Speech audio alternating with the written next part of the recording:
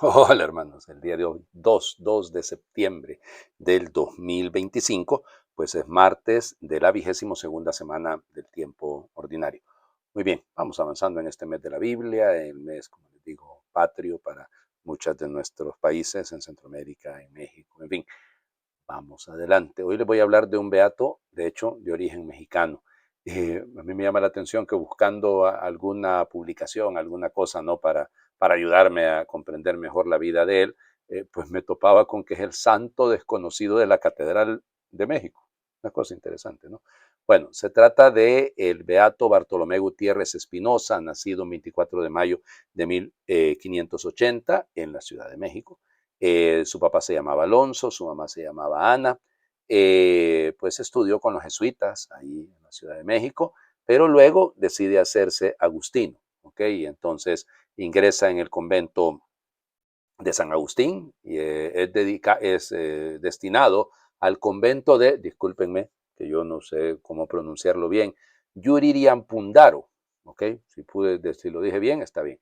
Y ahí estudia pues la teología, es ordenado sacerdote y luego es enviado a Puebla de Los Ángeles. Y entonces, estando ahí en Puebla, pues decide ofrecerse para misionero, ¿ok? Y entonces va precisamente para las Filipinas, ¿no? Ahí el tema es este, ¿no? Se ofrece precisamente para la misión en la provincia de Filipinas, en este caso junto a un fraile que se llamaba Pedro de Solier. En fin, sale pues de Acapulco, recuerden que ahí era precisamente, había que pasar de Acapulco a Veracruz, o sea, la gente no, a veces les cuesta captar esto, fíjense. Eh, Llamémosle así, la caravana de Manila, lo que venía de Manila, de las Filipinas, venía, cruzaba el Pacífico, llegaba a Acapulco, se cruzaba todo México hasta llegar a Veracruz y de Veracruz salía para España. ¿Eh? O sea, no piensen ustedes que los productos que se hacían o se conseguían en el oriente lejano daban la vuelta por África, nada que ver, sino que más bien era vía México. Por eso es que ¿cómo se llama? Los filipinos también tienen una devoción grandísima a la Virgen de Guadalupe, porque viene de ahí. Bueno, vamos, volviendo al tema, ¿no? Sale en 1606, en febrero de 1606, y pues llega el 2 de agosto, se imaginan ustedes cuánto tiempo. Eh, Ahí pues llega a la provincia de Santísimo Nombre de Jesús de las Filipinas. Bueno, lo primero que va a hacer es dedicarse a ser confesor de los españoles y demás.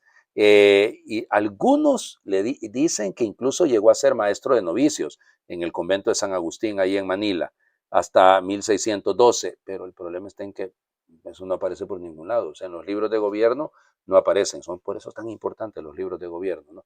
Bueno, el tema es que en 1612, eso sí, pasa al Japón y lo nombran prior, superior pues del convento de Usuki, ¿ok? Y que de hecho, este convento, fíjense, se llama, es la vía media del convento de Nuestra Señora de Guadalupe de Manila, para que vean ustedes cómo es la cosa. Pues lo expulsan de Japón y regresa a las Filipinas, ahí lo nombran en el convento en la iglesia de San Agustín, y se va a quedar hasta 1617. Ahí es donde empieza el detalle. Y sí vuelve a tema. Nuevamente aparece como maestro de novicios de dos jóvenes que son japoneses. Fíjense, interesante. En 1618 regresa a Japón. Ahí va con otro fraile, Fray Pedro de Zúñiga, pero ahí la persecución en ese momento es terrible, viven de manera clandestina, ya sabemos toda la historia de lo que les pasa a los frailes en la primera hora, ¿no? Ahí en el Japón. Y nada, el 10 de noviembre de 1629 lo metieron preso y lo maltrataron, ya sabemos toda la historia, ¿no? Va pasando a las cárceles en Nagasaki, en Omura, y finalmente lo queman el 3 de septiembre de 1632. Ustedes van a decir, padre, entonces, ¿qué quedamos? Pues, y es 3 de septiembre, y usted está hablando de él un 2 de septiembre, o sea, no vayan a empezar a decir septiembre, padre, está bien dicho, está permitido. Septiembre, está bien, no hay ningún problema. Lo que pasa es que mañana es día de San Gregorio Magno. Entonces, por eso se coloca siempre, acuérdense, en la fecha más cercana que esté libre. Entonces, por eso realmente fue martirizado el 3 de septiembre, pero, insisto, se celebra. Fue beatificado por el Papa Pío IX en julio de 1867. ya pasa mucho tiempo, ¿eh? Yo creo que hay que trabajar mucho y pedir, pues, ya que es un agustino y tenemos un papa que es agustino, pues hombre, ahí hay que pedirle al papa que nos haga la caridad, ya, de que nos lo canonice, ¿no? Digo, bueno, vamos. Hoy sí terminamos de leer la carta a los tesalonicenses, ya mañana empezamos a leer la carta a los colosenses. Entonces, bueno, primera carta a los tesalonicenses, capítulo 5, versículos del 1 al 6 y nos saltamos del 9 al 11. Hermanos, por lo que se refiere al tiempo y a las circunstancias de la venida del Señor, no necesitan que les escribamos nada, puesto que ustedes saben perfectamente que el día del Señor llegará como un ladrón en la noche. Cuando la gente esté diciendo qué paz y qué seguridad tenemos, de repente vendrá sobre ellos la catástrofe, como de repente le vienen a la mujer encinta los dolores del parto. No podrán escapar.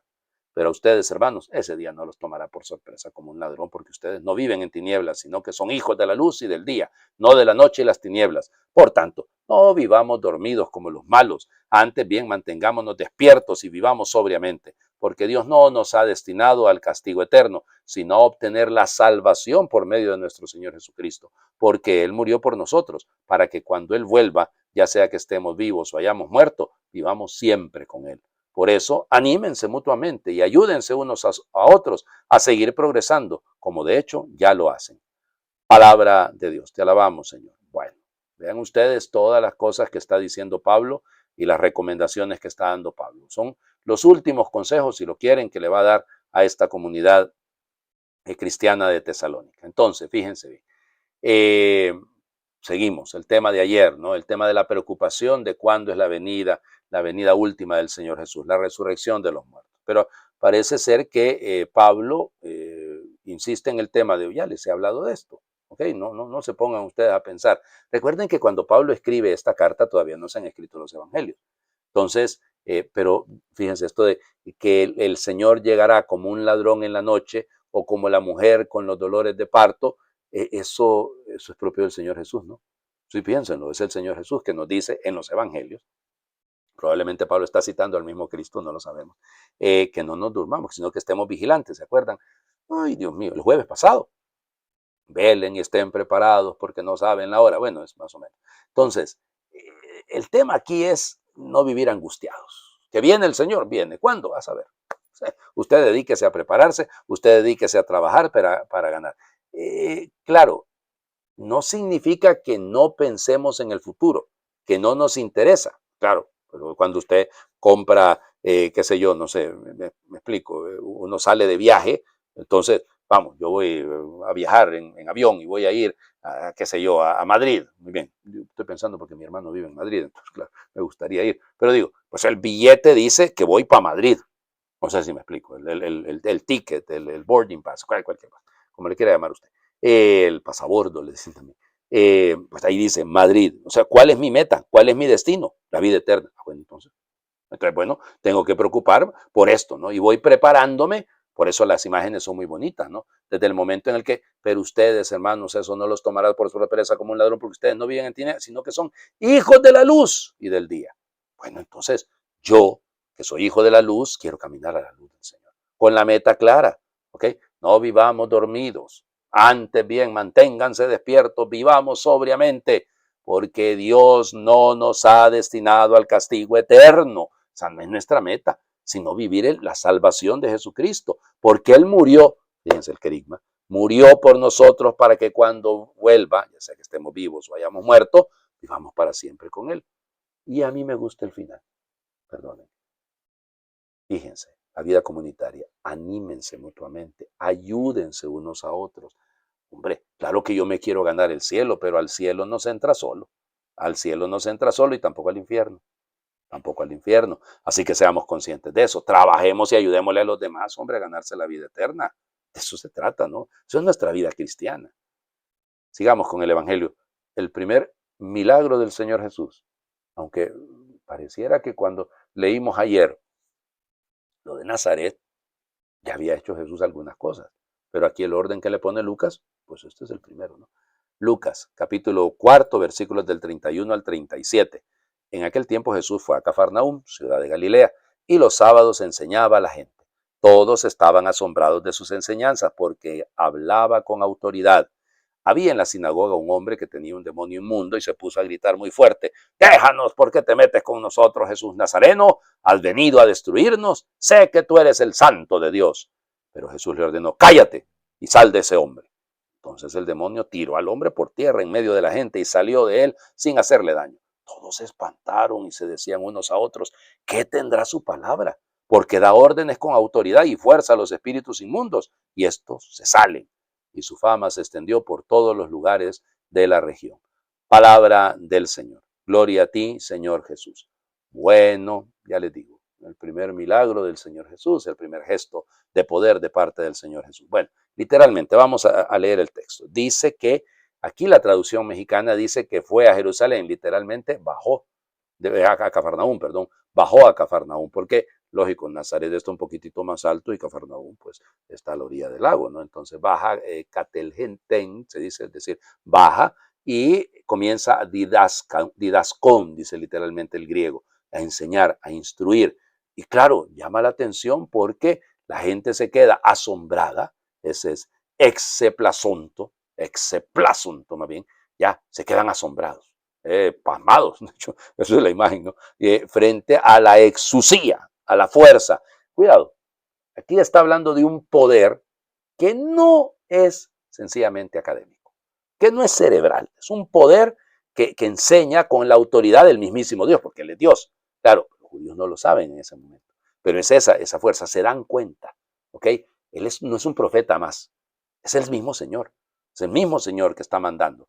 Y entonces por eso había en la sinagoga, imagínense ustedes, pues no se asusten cuando a veces dentro de la iglesia hay cosas que no son muy dignas de Dios. Entonces en la sinagoga había un hombre con un espíritu inmundo. Entonces dice claro: kai antropos te sinagogue, ejon neuma daimoniu, acartatú. Es decir, un demonio, acartatú. Es decir, piensen, catarsis, es la limpieza, ¿no? Entonces, acartató significa que no es limpio, que es impuro. Bueno, y que se pone a gritar: kai anecraxénfone, es decir, sus palabras, megale, con mucha fuerza. Y entonces, anacraxen, es gritar desesperadamente. O sea, eso es un grito, vamos, estentorio, una cosa así, ¿no? Claro, porque el mal no soporta la presencia de Cristo.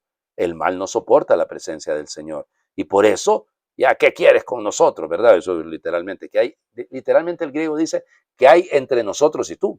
Ya, eso es una oposición, o sea, están opuestos completamente, porque o agios tú deudó, es decir, tú eres el Dios, tú eres el santo, el agios, es decir, el santo, theu, es decir, el santo de Dios. Es importante, el santo de Dios, está diciendo que Dios, ¿no? Es decir, fíjense, los demonios, diría San Agustín, pensando, ¿no?, en San Bartolomé, que es agustino, en el Papa León, que es agustino, saben la verdad, pero no tienen amor. ¿De acuerdo? O sea, por eso los demonios pueden saber dónde está Dios, pero no lo aman. Ese es el punto. El problema es si nosotros tenemos claro el asunto, o sea, si nosotros creemos y amamos. Ahora, otra vez toda la vida me confundo con esto, epetimesen, es decir, con autoridad lo reprende, ¿ok? O sea, lo calla, fíjense, literalmente el griego lo que dice es lo amordazó, ¿ya? Lo amordazó, lo amarró, ¿ya? Y entonces por eso dice fiboteteti, es decir, está, lo calla, lo calla, y lo excelte, salte, salir, que te vayas de ahí. Pero fíjense, la fuerza, ¿no? Epetimesen, es decir, es la fuerza, luego va a ser lo mismo con el mar, ¿eh? El Señor va a reprender al mar cuando estén en alta mar y la tormenta. Bueno, este sentido es, fíjense, que la palabra de Dios, digámoslo de otra manera, no solamente enseña, sino que libera. Eso es la fuerza de la palabra de Dios que me libera. ¿Será que cuando yo leo su palabra me siento liberado? Siento que hay una fuerza que me va sacando de mi modorra, me va sacando de mi comodidad, me va sacando de aquello que me aprisiona. Lógico, la gente se queda asombrada. Y ahí, ¿qué palabra es esta, no? ¿De dónde le sale esta palabra a este hombre? Ya, y claro, porque se quedan estupefactos, se quedan, el estupor los tiene, el zambos, ¿ya? Por eso, porque habla con autoridad, o sea, dice, exousia kai dynamis, ¿ok? O sea, es con fuerza, con autoridad, pero también con un poder. Ahí hay un poder realmente. Claro, la palabra del Señor que transforma, la palabra que cambia, ¿no? Bueno, y por eso se hace eco, el rumor llega, hace eco, de hecho el término en griego es eso, ecos, ¿ya? Decir que se va regando. ¿Qué podemos decir nosotros entonces? Fíjense, seamos conscientes, hay un conflicto entre Dios y Satanás, lo hay. Seamos, y claro, no somos maniqueos, no es que estamos diciendo que tienen el mismo poder, no, porque el Señor con un movimiento de su dedito pequeñito, digo por utilizar una imagen, ¿no? Una antropomórficamente, no, no, no, no, tampoco, no pongamos, aquí no es una batalla entre dos fuerzas antagónicas que son con la misma potencia, el mismo poder, lo siento mucho. Por eso la exusía, por eso la autoridad, ¿ya? ¿Es un exorcismo?